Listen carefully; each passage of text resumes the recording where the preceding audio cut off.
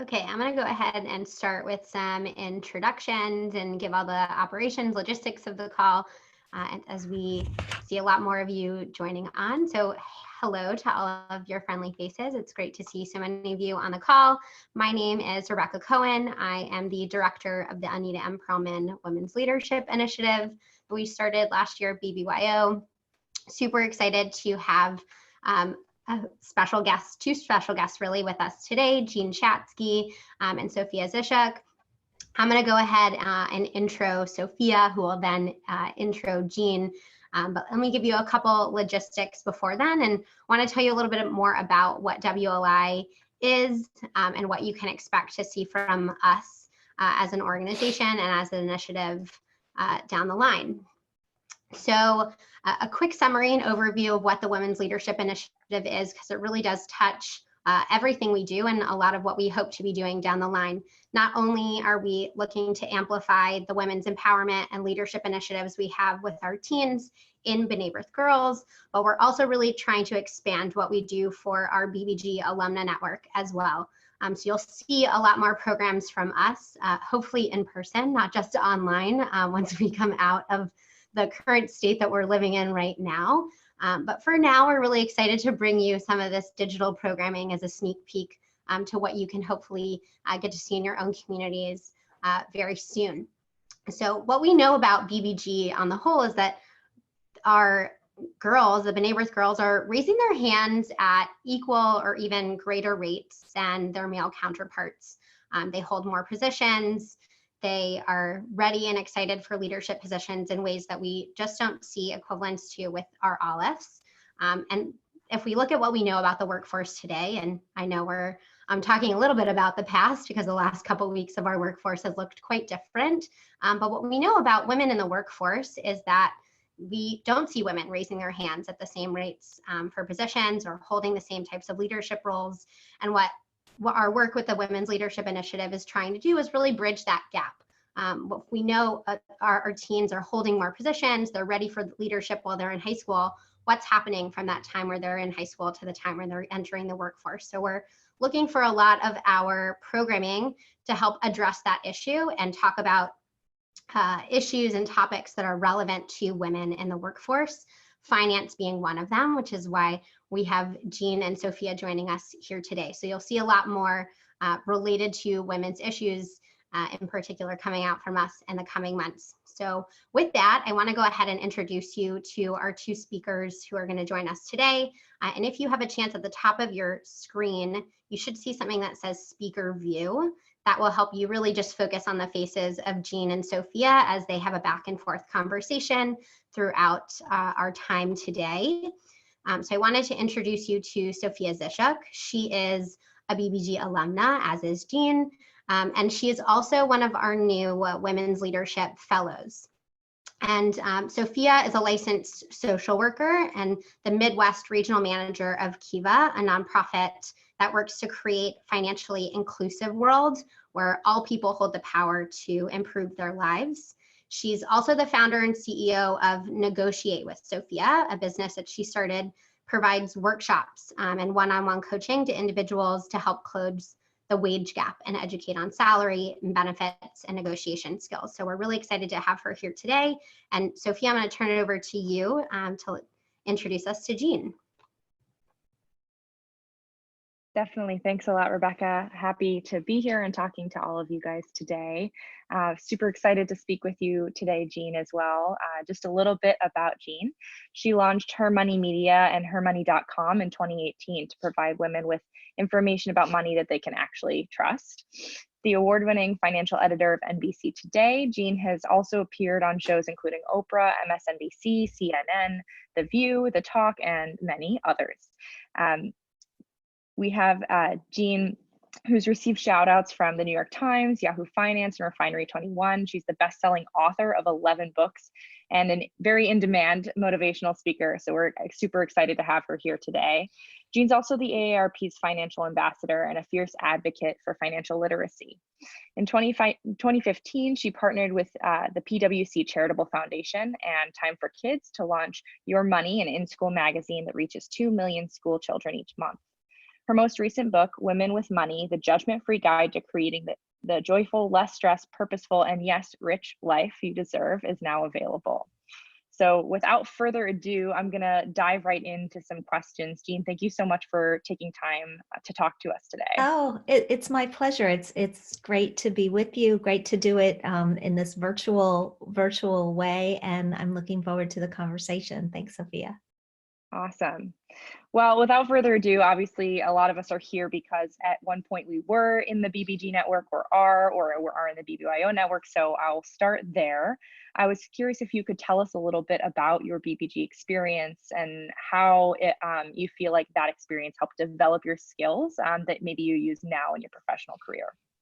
Absolutely. So I grew up in a family that was kind of nomadic. We moved around a good deal, but I moved to Wheeling, West Virginia when I was going into my sophomore year in high school, and Wheeling being one of those towns, and there are a lot of them. If you grew up in a town with a smallish population but a tight-knit Jewish community, you know what I mean. And within the first couple of days, I remember that we got to Wheeling, we just had the Jewish community descended on our doorstep, and Wheeling was actually hosting a BBYO weekend right as we got to town. And so before I knew it, I was just whisked into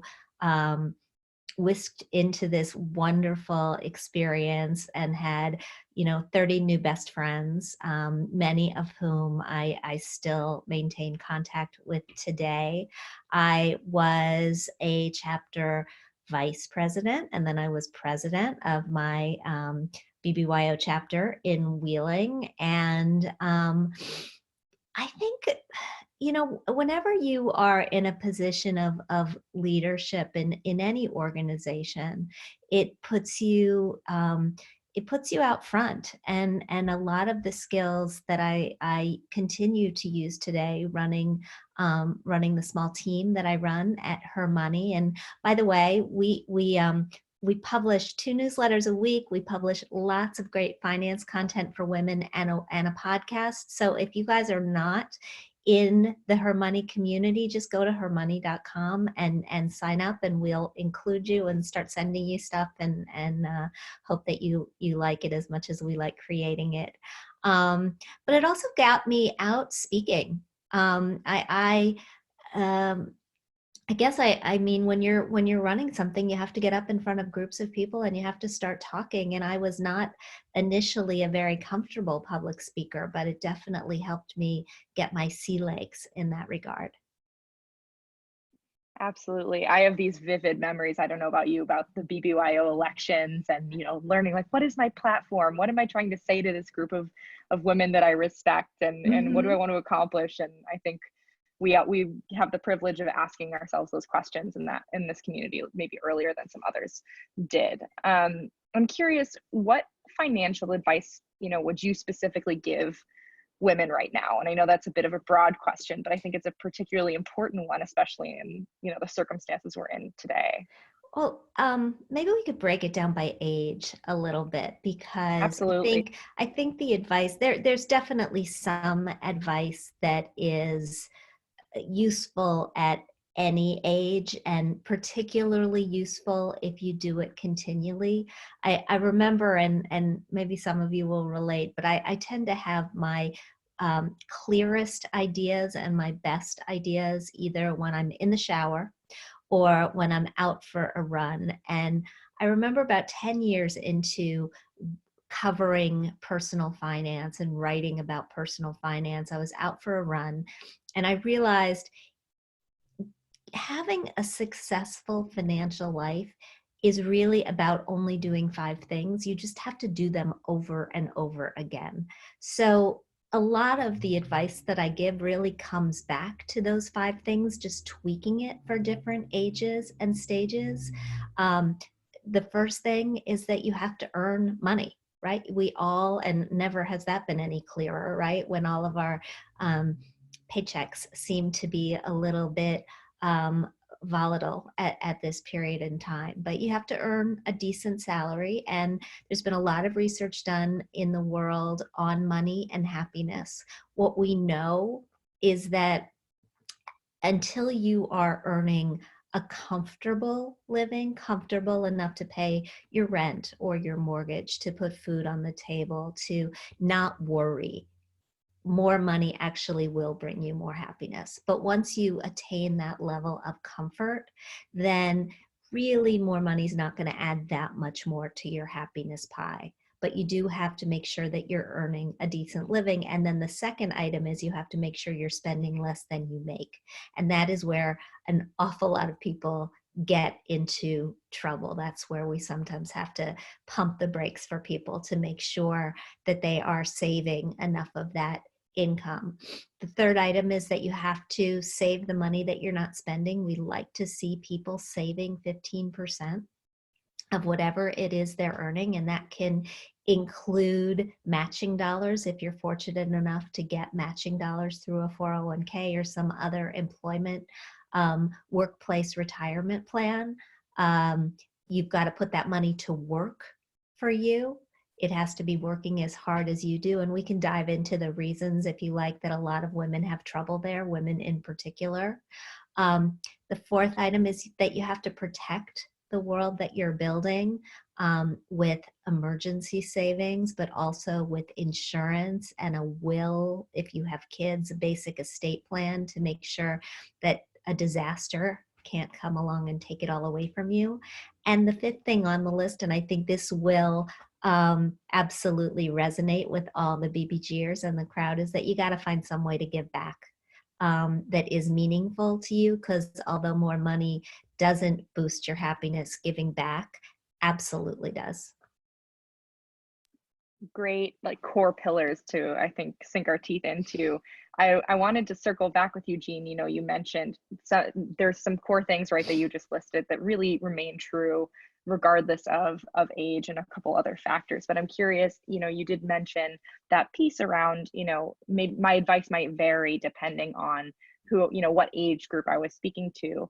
Is there anything that stands out to you, you know, key in terms of what you would say to a millennial like myself versus someone who maybe is in an older age group? Or is there something obvious or key difference that you would tailor based on those differences?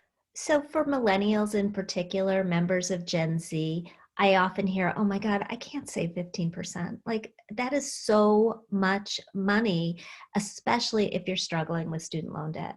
And what I try to explain is that, you know, it's an average, it's a continuum. We're going to get you there. For now, if you've got student loan debt, or if your rent is so high that you think, oh my gosh, I can't, you live in a city where rent can easily take up 50% of your salary, and you think, oh my gosh, how am I ever going to do this? As you get raises, which I know you help people get, which is amazing, but as you get raises, we want to see that you're increasing the amount that you're contributing to your savings. And that you are trying to get to that 15% level by nudging yourself up by a percentage or two a year. But don't panic so much about that big number that you think that you're never going to be able to get there. It is really important, no matter what age you are, that you put your savings of all types on automatic pilot, because human beings we're really impulsive creatures, and we have this bias toward immediate gratification. Delayed gratification is really, really hard for us, and that makes saving money a very, very hard thing to do. So 401ks and programs like that work because they're automatic, because you make a good decision one time, the money just goes, you don't have to think about it. If you've got other places where you're trying to save, an emergency fund or a health savings account, just put it on automatic pilot. Figure out what you can put away and just put the money there. And as for those student loans, but right now is a really, really good time, because interest rates are so low, to think about refinancing any private student loans. I wouldn't refinance the federal ones right now. The government has given us a little bit of a breather in terms of both interest and payments in the stimulus. And so actually it's not part of the stimulus, but they gave it to us anyway. And so if you are able to make your payments right now, just know that you're paying more to principal, which is a really nice thing. But if you have private student loans, looking to refinance those can save you a good deal of money. Yeah, I think that's great advice, Jean. And the takeaway for me here too is, looking at the bigger picture, right? That overall curve in your lifespan, and remembering that, you, as you continue to raise your salary, get raises, as you mentioned, which is part of the reason that negotiation and self-advocacy is so important. You recognize that you'll continue to contribute more if you have that long-term goal in mind. I'm curious where you are drawing inspiration right now from other strong, powerful women at this moment in time. Is there anyone that you're reading or that you're hearing or seeing that is really inspiring you and that you're learning from? So many women are inspiring. I mean, if you just look at the guests that we've had on the HerMoney podcast recently, they are just amazing.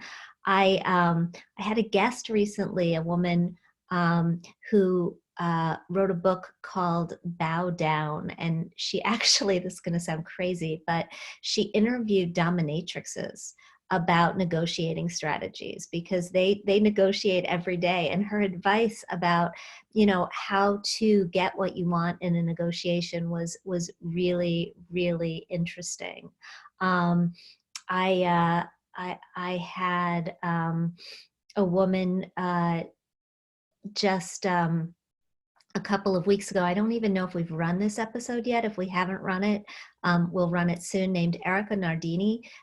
She actually runs Barstool Sports and gave us a ton of great advice for getting along in a world where it's not all women. And how do you roll with the punches? How do you show up as your best self? How do you get taken more seriously if that's been a problem in your career? Just so many different wonderful experts. As far as what I'm reading, I gotta say right now, I'm so overwhelmed with all the news, like I'm sure many of us are, that I'm just like thick into mysteries and other escapist kinds of books. I just finished the most recent Jonathan Kellerman mystery. He's one of my favorites. I try to read all of his new books, and I did get an awful lot these days. This is one woman I'd really love to get on my podcast if I can do it fairly soon. There's a woman named Lori Gottlieb who wrote a book called Maybe You Should Talk to Someone. I see some nods, which it was an amazing book about therapy and how she went through therapy, how her patients went through therapy. That was my favorite book, I think, of the last year. That's awesome. Definitely biased on that topic, but I think that's always, I always find that fascinating. Currently on my nightstand, I'm reading Isabella Allende, the classic House of Spirits, which has been great. I'm ashamed at how slowly I've been getting through it, but we all have our different speeds. I'm curious, we've kind of touched on this a little bit so far in the call, but we're all finding ourselves in this very new world that's been changing rapidly, right? From day to day. And, the news is coming out, as you mentioned, around, different stimulus packages. We're entering what is undoubtedly a recession. And I'm curious, if you have advice that you feel has remained consistent in both good times and bad. I'm sure that those kind of pillars that you laid out for us earlier on this call remain true to the extent that we're able, but is there anything that feels really pertinent to you, even as we enter a time that may be more challenging for a lot of folks on this call whose work and life is impacted? Yeah, so I've been thinking an awful lot about resilience, and I went back and I did a study about I guess about a decade ago, 5,000 people, so big study on success. And I was looking for this cocktail of factors that let people succeed in all sorts of economic climates. This was, we were around coming out of the recession, maybe entering the recession. I don't know. It was right around that time. And what the study revealed was that there was this group of about 10 factors that were predictive of whether people would be successful as the economy cycled through its various points. And there were some of those factors that were financial. People who were habitual savers were more successful. People who set goals, interestingly, were more successful. But people who had resilience were also more successful. And the definition of resilience is just the ability to adjust to troubling times. What I think is most interesting about resilience is that you can learn it. Some of us are absolutely born with more than others. We're born with about 50% of the resilience that we're ever going to get, but we can learn the other 50%. And the way that you get more resilience is by focusing on controlling the things that you can control and letting go of the other things. And I think that's particularly great advice around money, because whether we're in good times or in bad, there is only so much you can control. You can't control interest rates. You can't control the stock market.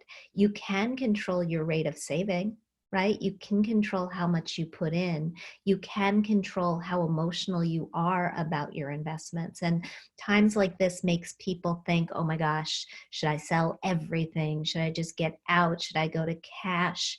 Well, no, right? I mean, if you go to cash, you are not keeping pace with taxes and inflation. In fact, you're losing a significant amount of purchasing power every single year. The thing to do is to figure out what sort of investment mix makes sense for you as far as your age and your risk tolerance. And that mix is going to be much more aggressive, much more stock heavy for Gen Z than it is for millennials, and for millennials than it is for Xers, and for Xers than it is for boomers. It's a continuum that changes as we age, but then you're going to want to stick with it. You're going to just want to keep buying that mix, because that is one of the things that you can control. So that's sort of, I think in times like this, to just sort of take a step back and think about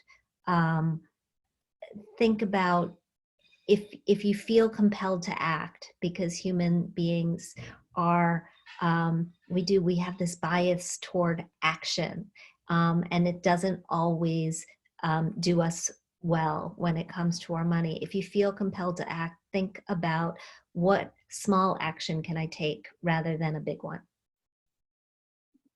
Great advice. I think we've all probably seen, certain businesses and individuals who have really quickly pivoted in this time of crisis. And, if I could just add, I would say I've been seeing that and noticing that, when you see those businesses that are finding a new way to get their product or their service out to their clients, we should be thinking of ourselves in that same way, right? Our ability to have that resilience and to, turn around and be thoughtful about what our investments are and what our strategies are, and also how we can continue forward, and setting that panic aside a little bit, I think can be really helpful. Before we close out, I wanted to thank you again for your time. Super grateful for all of your words of wisdom and your ability to join us today. I was hoping you could help us wrap things up. It is a very heavy time. It is a very strange time. And so we're hoping that you could just share with us something good or something that made you joyful that you've seen recently that you could share with us. I wonder if I can even show you. My daffodils are in full bloom. They are, I went out this morning. I'm trying. The one thing that we do know that makes us feel better consistently during times like this is exercise. It is it lets the steam out and helps us reduce stress. So if you're not getting out and you're not moving and you're not exercising, just make yourself go for a walk, because it's magic. But I went out this morning And yeah, my daffodils are blooming. The forsythia are blooming. I could see the peonies starting to poke their heads out of the ground. And so, yeah, spring is coming, and I'm very excited about that. Definitely. I know what you mean. My husband and I planted a while ago some tulips, and I'm seeing them sprout up, and I've been freaking out every day. Oh, happy. He thinks I'm crazy because I've been overly excited about it. Jean, I know as we were logging in, you offered to take a few questions. Are you still able to take, willing to Sure. take one or two from the audience? Absolutely. Wonderful. If you guys have questions, feel free to put them into the chat box, and we can go ahead and read those off screen to Jean. Sophia, I was actually wondering from you, as we're taking questions, as we're waiting for those questions, now feels like a very difficult time for people who are working maybe harder than they've ever worked to think about asking for more money, to think about, and yet it's something that does happen on a regular cycle. What are you telling the people that you're working with? It's a really great question. I've been talking a lot about this over the last few weeks. I was talking to a friend, for example, who unfortunately is in this really difficult position where a lot of her fellow coworkers have been laid off, and she is now considered critical staff. And so it's a blessing that she's still been around, but all of a sudden, in a meeting, she had friends and family who are saying, coworkers who said, okay, now this is also your job. Now this is also your job. And like simply lumping things onto her plate because she had no choice. These folks were no longer a part of the company. And so, one of the things I encourage her to do is say, listen, this is a critical time for your company. And they have determined that you are truly crucial moving forward, right? They have already made that difficult decision, and they are now giving you double, triple what your job is supposed to be, because A, they trust you to do it, and B, they need you to do it. And so this is an opportunity to say, I know this is a difficult time in our company, but it is not reasonable or feasible for me to proceed as if I am, with the expectation that I'm going to be 2 or 3 times as productive as normal and have my pay and my benefits not resemble that raise and responsibility. So I think there are ways to take the opportunity that we're in now even and have those conversations, even though it is difficult. It's a good question. And it's, there are different cases for everybody. I want to head over to our chat. It looks like we got a question from Sophie Schweitzer, who asked, what advice would you give to teens who are growing up and eventually going to join the working world? Oh boy, it's a great question, Sophie. Thanks for asking it. The first thing I would say is start talking with your parents and your family about money on a regular basis. It is a foreign language to a lot of people. A lot of your parents were raised to believe that they shouldn't talk about it, that it was rude and uncomfortable. But ask questions about what's going on in the economy. Ask questions around the dinner table or the breakfast table or wherever you gather with your family, and just try to make it a part of everyday conversation. I would also say don't wait to join the working world. Some of the best lessons that I think I learned were in the jobs that I had when I was in high school and in college. And the sooner you can begin earning some money, the sooner you will begin managing money. That's just how it works. Great advice. I have another question. This one's a little bit more logistical. That's asked from Robin Jiddleson. Can you confirm when you were speaking about savings, was it 15% of gross rather than take home or net savings? Yeah, it was. Great. And from Dahlia Shapiro, we'll wrap it up after this to be respectful of your time. Dahlia asks, can you say more about more money not necessarily equating to more happiness? I absolutely can, but I want to answer Zoe's as well before we wrap it up, because it's an important one. Daniel Kahneman also did a very big study on money and happiness, and this idea that if you're really, really struggling, of course you're going to be unhappy. Of course, you know, it's going to cause a lot of stress to just keep food in the house, keep the lights on, and you know, make sure that there is a roof over your head, and that is going to lead to being unhappy. But once you have sort of hit those basic needs, that basic level of comfort, it's that every additional dollar is a little bit less additive. It doesn't buy you the same sort of boost in basic overall well-being. That's what the economists call it, as they measure overall well-being. And Kahneman's research, which was done about maybe 8 years ago, sort of put that happiness level at $75,000 a year in terms of earnings. My guess is it's a little bit higher. It definitely varies regionally, but just so you get a sense. And Zoe asked about, do you have any advice about taking out student loans and how to determine if it's too much? It is such an important question, Zoe, because I think value has to play much more than it does into this decision of choosing a college. You guys, if you are not in college yet, should absolutely be applying to colleges that want you and will give you money for attending. And so the basic level that we try to adhere to is to not borrow more than you expect that you'll earn in your first year out of school, which means, you know, if you're going to be a lawyer, that's one thing, but if you're going to be a journalist, it is definitely something else. Great advice coming from someone with a social work degree. I relate. There you go. Well, so thank you guys, for everyone who's tuned in. Thank you so much, Jean, for taking the time to speak with us today. I know I really benefited from your insights. Just a PSA to those listening, if you guys enjoyed this content, we have a couple of great things coming up that you should keep an eye out for. One is March 31st at 8 p.m. EST. There's going to be an event with Rebecca Goldman with Time's Up. And then I will also be hosting something on April 9th at 5:30 p.m. EST, and we're going to talk more about negotiation and benefits. And so hope you'll join us for that as well. And we got a reminder on the chat as well. Awesome. Thank you guys so much for joining. Awesome. So I just want to say thank you again to both Sophia and to Jean. We look forward to having hopefully you and many more of you to join us again for those calls on March 31st and April 9th. And excited to share more and more with you as we continue to develop out the Women's Leadership Initiative. So thank you all. We also, I should call out, we had global representation on this call.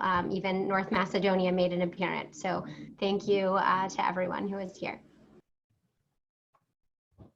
Thanks, guys.